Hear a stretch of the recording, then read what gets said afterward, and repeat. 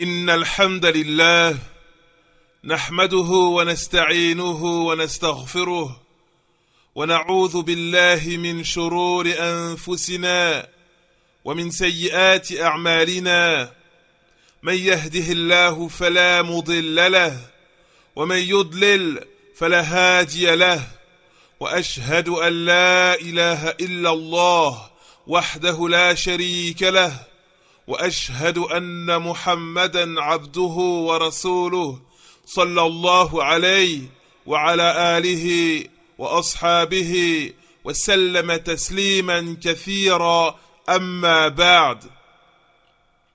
Voici un audio du Cheikh Abdir Razak Al-Abbad, qu'Allah le Tout-Puissant le préserve, dont le sujet est: où que tu sois, ton Seigneur te voit et t'entend.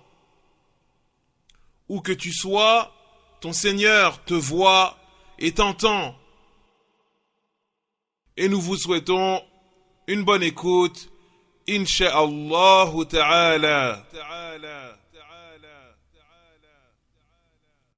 عندما يحضر في قلب المؤمن المعرفة بأن الله سبحانه وتعالى عليم بكل شيء، من أسمائه الحسنى العليم، ومن صفاته العليا العلم الواسع المحيط بكل شيء، فلا تخفى عليه خافية جل شأنه في الأرض ولا في السماء، يعلم السر وأخفى، يعلم خائنة الأعين وما تخفي الصدور.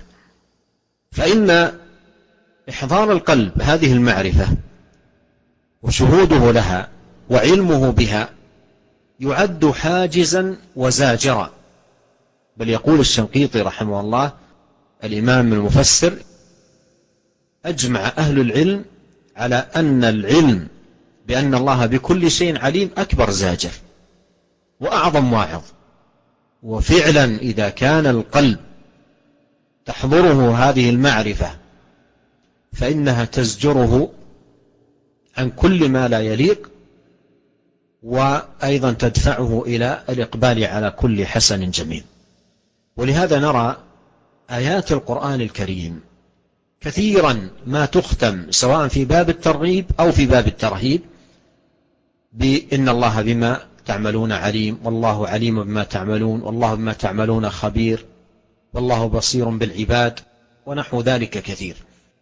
فهذا زاجر، بل هو أعظم زاجر للعبد عن ترك الفرائض وأيضا فعل المحرمات. Allah, qu'il soit glorifié et exalté, est savant de toutes choses. Rien ne lui échappe. Et parmi ses noms parfaits, Al-Alim. Et parmi ses attributs élevés, Al-Ilm, la science. Une science vaste qui englobe toutes choses. Rien n'échappe à sa connaissance, que ce soit sur terre ou dans les cieux. Rien n'échappe à sa connaissance, que ce soit sur terre ou dans les cieux. Ya'lamu sirra wa akhfa. Il connaît certes les secrets, même les plus cachés. Il connaît certes les secrets, même les plus cachés. Ya'lamu kha'inata al-a'yun wa ma tukhfi as-sudur. Il a connaissance des regards furtifs, tout comme de ce que les poitrines dissimulent. Il a connaissance des regards furtifs, tout comme de ce que les poitrines dissimulent. Ainsi, Allah est savant de toutes choses et rien ne lui échappe. Et le fait que le cœur du croyant prenne réellement conscience de cela, le fait que le cœur du croyant réalise véritablement qu'Allah est savant de toutes choses et que rien ne lui échappe, cette connaissance, ce savoir va agir chez le serviteur comme un rempart, un obstacle, un frein à l'accomplissement des péchés. Un frein à l'accomplissement des péchés. Et l'imam al-Shanqiti, rahimahullah, a dit أجمع أهل العلم على أن العلم بأن الله بكل شيء عليم أكبر زاجر وأعظم واعظ.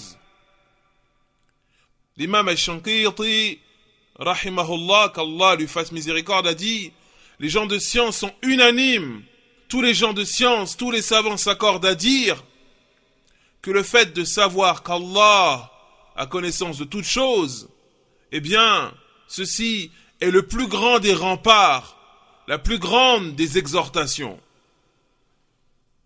Et effectivement, lorsque le cœur du serviteur prend conscience de cela, lorsque son cœur est rempli de cette certitude, eh bien, ceci le retient de commettre tout ce qui ne convient pas. Ceci le retient de commettre tout ce qui ne convient pas, et ceci le pousse à accourir vers les actes de bien. Et ceci le pousse à accourir vers les actes de bien. Et c'est pour cela qu'énormément de versets coraniques sont conclus ou se terminent en citant le fait qu'Allah a connaissance de toutes choses et que rien ne lui échappe. Comme quand Allah nous dit « Wallahu bima ta'maluna alim » Allah est parfaitement connaisseur de vos actes. Ou quand Allah nous dit « Wallahu bima ta'maluna khabir » Allah est bien informé de ce que vous faites.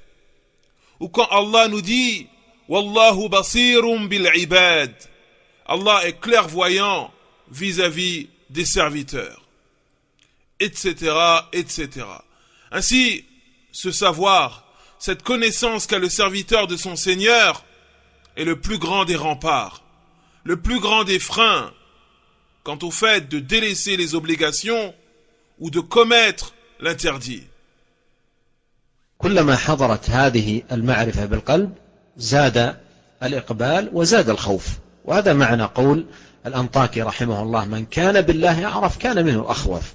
لكن إذا ضعفت هذه المعرفة في القلب أو ضعف حضورها في قلب العبد يتبع ذلك أنواع من الانحلال يقع فيها الإنسان بناء على ضعف هذه المعرفة.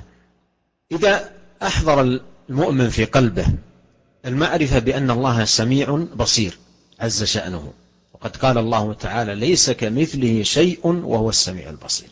سميع يسمع جميع الأصوات على تفنن الحاجات واختلاف اللغات، بحيث لو أن الخلق من أولهم إلى آخرهم قاموا في لحظة واحدة وفي صعيد واحد وسألوا الله، كل تكلم منهم بلغته وكل منهم ذكر حاجته، لسمعهم جل شأنه أجمعين دون أن يختلط عليه صوت بصوت ولا لغة بلغة ولا حاجة بحاجة.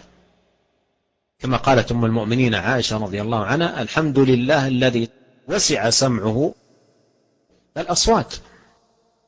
À chaque fois que le serviteur prend conscience de cela, à chaque fois que se présente à son cœur ce savoir, le fait qu'il sache qu'Allah a connaissance de tout et que rien ne lui échappe, eh bien, ceci va augmenter son désir d'accourir vers Allah par les bonnes œuvres. Et ceci va augmenter également sa crainte d'Allah vis-à-vis de l'accomplissement des péchés. Et c'est pour cela que le grand savant Al-Antaki, rahimahullah, qu'Allah lui fasse miséricorde, a dit Man kana billahi a'raf, kana minhu akhwaf. Plus une personne connaît Allah, et plus elle le craint. Plus une personne connaît Allah, et plus elle le craint. Et quand ce savoir diminue dans le cœur du serviteur, ou qu'il n'est pas présent, ceci va avoir pour conséquence directe qu'il faiblisse et qu'il tombe dans les péchés. Et ceci est dû au fait que cette connaissance d'Allah affaiblit dans son cœur. Et ceci est dû au fait que cette connaissance d'Allah affaiblit dans son cœur. Quand le serviteur prend conscience qu'Allah est celui qui voit tout, celui qui entend tout, As-Sami', Al-Basir, comme Allah l'a dit lui-même, Laysa kamithlihi shay'un wa huwa as-sami'ul basir. Rien ne lui ressemble, et c'est lui qui entend et lui qui voit. Quand le serviteur a conscience de cela, à chaque fois que se présente à son cœur ce savoir, comme nous l'avons dit, ceci va augmenter son désir d'accourir vers Allah par les bonnes œuvres, et ceci va augmenter sa crainte d'Allah vis-à-vis de l'accomplissement des péchés. Ainsi, Allah est celui qui entend toutes choses, toute demande, tout son, toute invocation, et ce, malgré les différences de demande, malgré les différents langages. Et si tous les djinns et tous les humains se réunissaient tous au même endroit, au même moment, et que chacun dans sa langue s'adressait à Allah, et que chacun lui demandait une chose particulière, eh bien, ceci ne serait pas un souci pour Allah. Il les entendrait tous, sans que ce soit confus.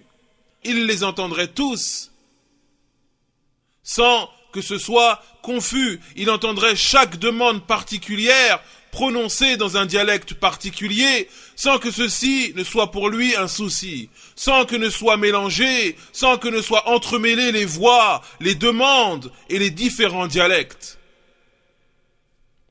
Comme a dit la mère des croyants, Aïcha, radiyallahu anha, qu'Allah soit satisfait d'elle, elle a dit, Alhamdulillahi alladhi wasi'a sam'uhu al-aswat. Toutes les louanges sont pour Allah, lui qui entend absolument tout.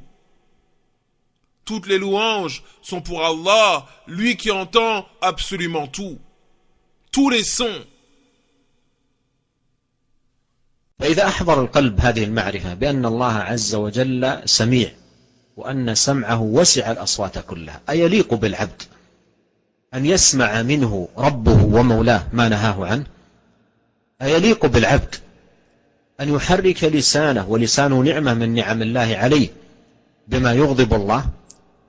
إن الواحد منا يستحي في بعض المجالس لوجود شخص معظم، فتجد الإنسان توقيرا له واحتراما يحافظ على لسانه ويزن كلامه مراعاة لوجود هذا المعظم. أليس هذا التعظيم وهذا التحاشي وهذه الصيانة للإنسان الأجدر بالعبد أن يكون عليها كل وقت وحين تقربا لله السميع الذي وسع سمعه سبحانه وتعالى الأصوات كلها؟ كذلكم إحضار العبد المعرفة بأن الله بصير، يرى جل شأنه من فوق 7 سماوات جميع الكائنات، لا يغيب عنه منها شيء ولا يعزب عنه مثقال ذرة في السماوات ولا في الأرض.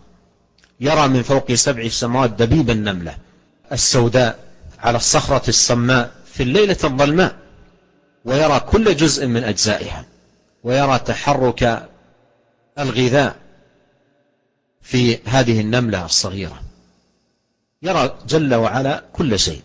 فإذا استحضر العبد هذه الرؤية وهذا الاطلاع حجزته. Ainsi, le serviteur qui a conscience au plus profond de son cœur qu'Allah est celui qui entend toutes choses, le serviteur qui a conscience qu'Allah l'entend, est-il convenable pour lui qu'il prononce des choses qu'Allah lui a interdites? Est-il convenable au serviteur qui a conscience qu'Allah l'entend?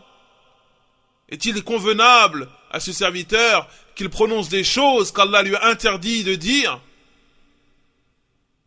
Est-il convenable qu'Allah, son Seigneur, son Maître, l'entende dire des choses interdites, alors que la langue est un des innombrables bienfaits qu'Allah a accordé aux serviteurs? Convient-il d'utiliser ce bienfait qu'Allah a accordées à ses serviteurs dans les choses qu'Allah a interdites? Convient-il d'utiliser ce bienfait dans les choses qui nous font encourir la colère d'Allah? N'importe lequel d'entre nous, s'il se retrouvait dans une assise, en présence d'une personne importante, un cheikh, par exemple, un savant, eh bien, n'importe lequel d'entre nous, s'il se retrouvait dans une telle assise, eh bien, il ferait preuve de retenue dans son comportement. Il adopterait une attitude humble, respectueuse. Il ferait attention à tout ce qui sort de sa bouche. Il pèserait ses paroles avant de les prononcer. Et ceci par respect, par considération envers cette personne importante présente dans l'assise. Eh bien, toute cette retenue, toute cette humilité, toute cette prudence quant au fait de prononcer des mauvaises paroles, en vérité, ne devrait-elle pas être vouée à Allah constamment? Ne devrait-elle pas être vouée à Allah en chaque instant? Pour se rapprocher de lui par vénération et adoration. C'est lui, As-Samir, c'est lui qui entend tout. De même, Allah, c'est lui, Al-Basir, c'est lui qui voit tout. Rien ne lui échappe. D'au-dessus des 7 cieux, Allah voit toutes choses, toutes les créatures. Rien ne lui échappe, rien ne lui est caché, rien n'est éloigné pour lui. Ne serait-ce un atome dans les cieux et la terre. Allah, d'au-dessus les 7 cieux, il voit les pas d'une minuscule fourmi noire se déplaçant sur un rocher noir dans la pénombre, dans l'obscurité. Rien ne lui échappe. Allah, d'au-dessus des 7 cieux, il voit les pas d'une minuscule fourmi noire marchant, se déplaçant sur un rocher noir dans la pénombre, dans l'obscurité totale. Rien ne lui échappe de cette fourmi. Chaque partie de son corps, et même ce qu'elle a consommé et qui se trouve dans son estomac et qui bouge en même temps qu'elle quand elle se déplace. Allah voit toutes choses. Et quand cette science, ce savoir, cette connaissance se présente au cœur du serviteur, eh bien, ceci agit comme un rempart pour l'empêcher de commettre les péchés et pour l'empêcher de délaisser les obligations. نقل ابن رجب رحمه الله في أحد كتبه أن أعرابيا راود أعرابية في الصحراء على نفسها وقال لها: مما تخافين؟ نحن في مكان لا يرانا إلا الكواكب. فقالت له: وأين مكوكبها؟ أين خالق الكواكب رب الكواكب ألا يرانا؟ فكف الرجل ورأى أحد الصالحين رجلا وامرأة في ريبة فقال لهما: إن الله يراكما سترنا الله وإياكما. وحقيقة هذه المعرفة لما ضعفت في القلوب تولدت أنواع من الانحرافات في مجالات كثيرة جدا. الآن على سبيل المثال الخلوة التي يقع فيها كثير من الشباب والشابات مع القنوات أو مع الشبكات العنكبوتية، يغلق الشاب أو الشابة على نفسه الغرفة ثم يدخل في مراء قبيحة ومناظر شنيعة. لو دخل عليه أحد من الناس الغرفة لأغلق تلك المناظر لأنه يستحي أن يراه أحد وهو يشاهد تلك المشاهد أو ينظر تلك المناظر. والله جل وعلا أحق أن يستحيا منه، والواجب عليك أن تستحي من الله سبحانه وتعالى حياء أعظم من حيائك من أي مخلوق. قد قال عليه الصلاة والسلام: استحيوا من الله حق الحياء. فهذه المعرفة إذا ضعفت في القلب تولدت هذه المفاسد. لكن إذا خلوت الدهر يوما فلا تقل خلوت، ولكن قل علي رقيب، تذكر أن الله جل شأنه وعظم سبحانه وتعالى مطلع عليك، يراك، لا تخفى عليه منك خافية، يعلم السر وأخفى، يعلم خائنة الأعين وما تخفي الصدور. Il a été rapporté du grand savant Ibn Rajab, rahimahullah, qu'Allah lui fasse miséricorde, qu'un jour, un bédouin a tenté de séduire une femme bédouin, alors qu'il se trouvait dans le désert, un soir. Et il lui a dit, n'aie de crainte, là où nous sommes, nul ne peut nous voir, sauf les étoiles qui scintillent. N'aie de crainte, n'aie pas peur, là où nous sommes, nul ne peut nous voir, sauf les étoiles qui scintillent. Et cette femme lui a répondu, et celui qui les fait scintiller, où est-il? Le Seigneur de ces étoiles, c'est-à-dire Allah, lui, ne nous voit-il pas? Et l'homme cessa aussitôt. Également, un parmi les pieux vit un jour un homme et une femme dans une situation ambiguë. Il les vit dans une situation qui pouvait susciter des soupçons à leur égard. Il leur dit alors, certes Allah vous voit tous les deux, qu'Allah dissimule nos péchés ainsi que les vôtres. Et véritablement, quand ce savoir faiblit, quand cette connaissance d'Allah, de ses noms, de ses attributs, quand cette connaissance diminue dans le cœur du serviteur, ceci entraîne plusieurs types de déviations, de corruption, d'égarement chez le serviteur, et ce, dans un grand nombre de domaines. Et on peut citer par exemple le cas de ces jeunes hommes ou ces jeunes femmes qui s'enferment dans leur chambre pour regarder des émissions perverses ou qui vont sur des sites internet obscènes et se retrouvent ainsi dans une situation douteuse et indécente.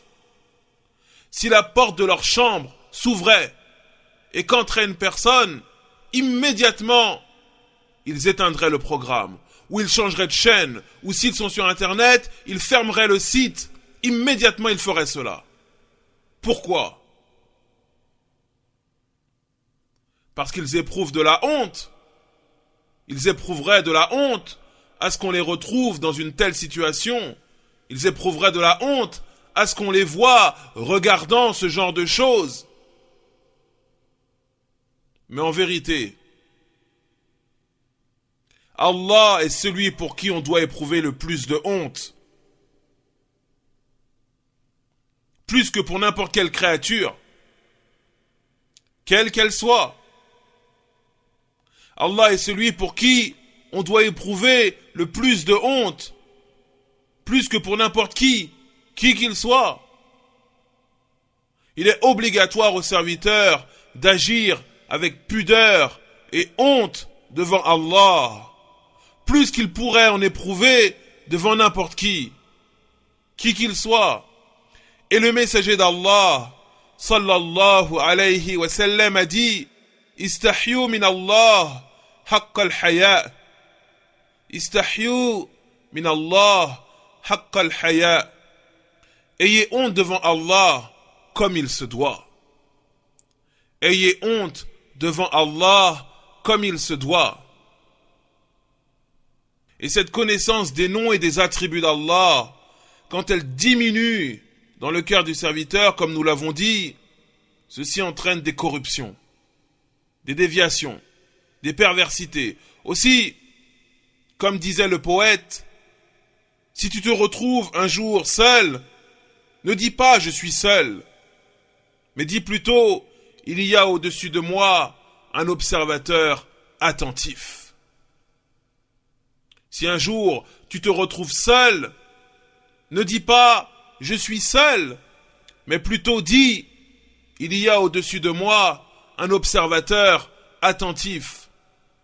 Souviens-toi qu'Allah est parfaitement informé de tous tes actes et toutes tes paroles. Il te voit et rien ne lui échappe de ta personne. Il connaît certes les secrets, même les plus cachés. Il a connaissance des regards furtifs, tout comme de ce que les poitrines dissimulent.